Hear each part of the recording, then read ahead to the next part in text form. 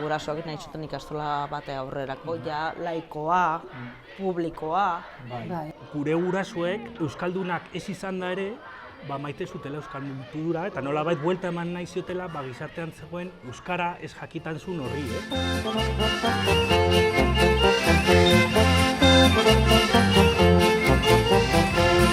Gaur goizian jeiki nahi zuerte honian, tanke bat topatu du neure kafesnian. Ez dakit zer daukagun bake ala gerra, baina nik bada espadan egin dut puzkerra. Hurra, hurra, fandangua, hortxe duzu fandangua geure gustukua, hortxe duzu fandangua geure gustukua.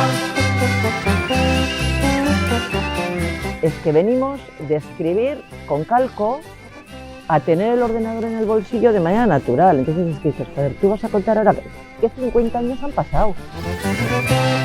Zerbait egitekotan zuzen eta artez, torri bat garbitu dut ur pistola batez. Orain galdurik nago beldurrez beteta, muniziorik gabe gelditu naiz eta. Hurra, hurra, fandangua, hortxe duzu fandangua geure gustuko.